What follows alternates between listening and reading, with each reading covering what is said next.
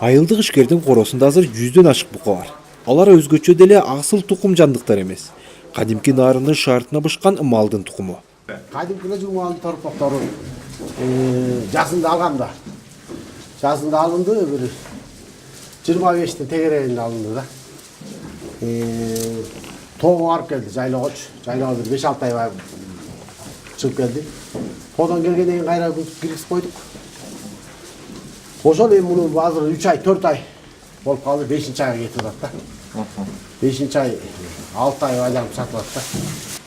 Актаса, актабаса дагы аргаң жок дегендей, байлаганга туура келет. 5-10 миң болсо дагы үстүнөн көргөн пайдасын көрөсүң. Жаткан эмне пайда? Жатканын бизге акча ким бермейт? Ушинтип эмгек кылып атабыз да. Эмгек кылбасаң каякта? Анан ой актабайт экен десек, бүт эле болбойт десе эле болбойт да. Анан болот, бир үстүнө бир 10 миңден калат. Жем-чөбүнөн башка да. Жем-чөбүнөн башка 10 миңден калат. Токтоналиев бука байлап сатууну 20 жыл мурда баштаган. 90-жылдары анын үй бүлөсү каражаттан кыйналганда айдап жүргөн Жигули автоунаасын 20 миң сомго сатып жиберген. Андан соң анын акчасына торпок алып байлай баштайт.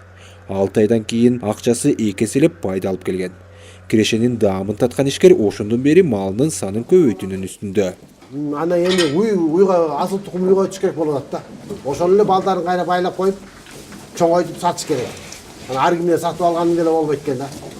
Асыл тукум бир 50 туар, 100 туар уйга чейин күтүш керек болуп калды ошо. Дагы чоңураак сарай салыш керек. Бука негизи элдин эл каякка, суу каякка акса дегенде эл каякка акса, эл менен кошак болсаңчы болбойт да. Азыр бүт элдин баары бука байлап атат. Кайерге барсаң буканы эт өтүп атат. Базарга барсаң деле эркек торпокту албай эле алып кетип атышат. Бул бука өтүмдүү болуп атат да негизичи. Азыр Токтоналиевдин чарбачылыгында баласынан башка дагы бир жумушчу кошумча жардам берет. Ага айына 5 миң сомдон айлык төлөп турат. Токтоналиевдин бул кирешелүү бизнесин жакындан көргөндөр айылда деле күрүштөтө мал багып пайда тапса болот экен деп шыктанып калышкан. Мурда мындай тааныш болчу, таанышы. Ушундай 15 миң калалы 3кө бөлөлү иштебейсиң дегенден келген. Жакса иштейин деген жакты. Андай кеп иштеп атабыз. Жазында канча торпокко күчтөтчү дейт? Жазында 3-4 болот го. Өндүрүлгөн продукцияны сатууга келгенде нарындык ишкерлердин басымдуу бөлүгү кыйналаары белгилүү. Мындай түшүк Токтоналиевдин дагы башында бар. Ал эгер өзүбүздө эт комбинаттары болгондо малчылар мындан да көп эт өндүргөнгө мүмкүнчүлүк болмок дейт. Саткан эме мындай да ошо саткан көйгөй да. Мясо комбинат жок. Ар кимге жалдырайт, менде баланча бука бар, аласыңбы депчи.